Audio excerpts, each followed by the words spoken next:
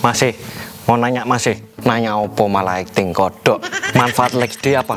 Terus apa bisa nambah tinggi badan dengan squat jam? Boro-boro nambah tinggi, nambah pendek malah bisa. Wits, tak mandek sih. Lah ini What the fuck? saya Endro Raditya, ikutin terus.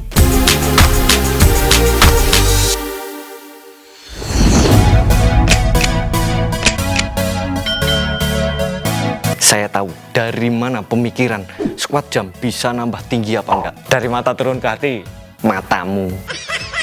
Lah dari mana? Apakah kalian melihat pemain basket yang mayoritas tinggi-tinggi? Terlebih pemain basket sering melompat. Bener gak? Sabar dulu. Yang pertama, manfaat legs day. Otot terbesar di seluruh badan ada di kaki, terutama paha. Yang termasuk di dalamnya ada quadriceps atau paha bagian depan, adductor atau paha bagian dalam, dan hamstring atau paha bagian belakang. Kalau ditanya penting apa enggak? Penting banget. Push, bagaikan hidup dan mati. Mati wae kono. Waduh.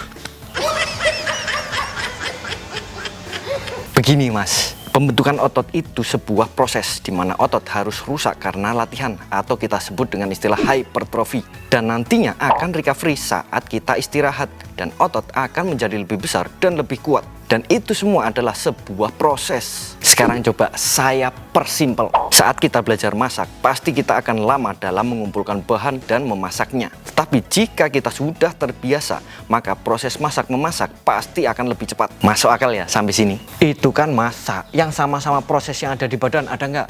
Ada juga, contohnya recovery energi. Gluconeogenesis adalah terbentuknya sumber energi berupa glukosa dari non-glukosa seperti lemak dan protein. Jika kita jarang berpuasa, maka proses pembentukan energi saat gula habis akan lebih lama. Disitulah kita merasa lemas, bahkan pusing dan gemetaran. Tetapi jika kita sering berpuasa, proses terbentuknya energi saat gula habis akan jadi lebih cepat. Disitulah kenapa jika kita sering berpuasa, maka kita tidak akan mudah capek. Masuk.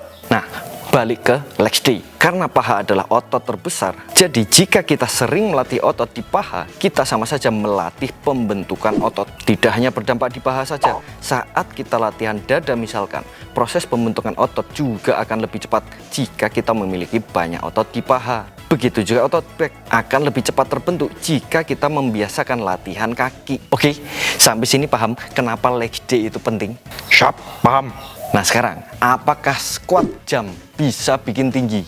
Nah ini, kalau bisa saya mau squat jam terus. Karepmu. Umumnya, orang akan berpikir jika ingin tinggi seperti pemain basket, maka sering-seringlah main basket atau lompat-lompat. Sebaliknya, atlet angkat berat cenderung pendek. Jadi, jangan angkat berat jika tidak mau pendek. Salah kaprah. Weh, enggak jadi lompat wis. Coba logikanya dibalik. Jadi gini, orang yang tinggi punya kelebihan dalam bermain basket, dan orang yang pendek punya kelebihan dalam angkat berat. Seperti itu logika yang benar. Kenapa bisa begitu? Faktor terbesar dari tinggi badan adalah genetik. Gen badan tinggi atau pendek itu dibawa dari keturunan. Tapi ingat, ada gen yang dominan, ada yang resesif. Cek pelajaran biologi SMP. Tapi masnya sendiri tadi yang bilang katanya bisa bikin pendek. Masa iya saya bilang gitu? Weh, coba tak putar lagi. Boro-boro nambah tinggi, nambah pendek malah bisa. Wih iya.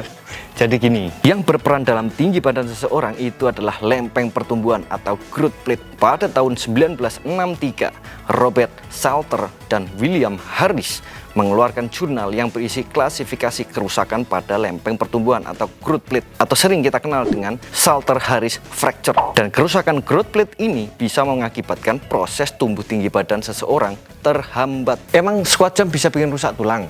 Bisa banget, apalagi yang nanya pakai beban. Wah iya pakai beban. Beban hidup nggak cukup kayaknya. Matamu. Gini ya teman-teman, saat kalian melakukan squat jam, pastikan saat mendarat jangan langsung tumit, tetapi pastikan telapak kaki dulu yang mendarat. Dengan begitu, kerusakan pada lempeng pertumbuhan bisa dicegah. Ya, katanya nggak bagus, lah malah ngajarin. Loh, siapa tahu latihan untuk kebutuhan tertentu, kebutuhan opo? Ya biar kalau lompat lebih tinggi toh ya. Acting kancil. Ya terserah buat apa aja. Dan ada satu hal lagi yang sangat mempengaruhi tinggi badan seseorang. Masih ada. Apa meneh? Hormon estrogen. Produksi hormon estrogen berlebih akan lebih cepat membuat lempeng pertumbuhan mengeras. Dan jika sudah mengeras, maka tulang tidak bisa bertambah tinggi lagi. Memang hormon estrogen dikenal sebagai hormon cewek, tetapi cowok juga punya walaupun sedikit. Dan itulah mengapa setelah masa puber, wanita akan lebih cepat berhenti pertumbuhan tinggi badannya. Sedangkan laki-laki masih terus berlanjut karena umumnya hormon estrogen pada laki-laki lebih sedikit. Begitu ceritanya. Oke, paham? Sekian dari saya. Jika dirasa bermanfaat, jangan lupa like, subscribe juga biar nggak ketinggalan informasi-informasi bermanfaat lainnya. Tetap semangat. Sampai ketemu lagi. Buat teman-teman yang mau gabung sini. Workout bareng Indonesia. Komunitas latihan rumahan, fitness, gym, dan kalistenik. Tempat kalian belajar, tempat kalian diskusi, tempat kalian berekspresi. Kalau pengen tanya jawab, bisa tanya jawab di situ. Ntar kalau nggak ada yang jawab, ya saya yang jawab. Tapi mungkin agak slow respon kalau saya yang jawab. Jadi harap maklum.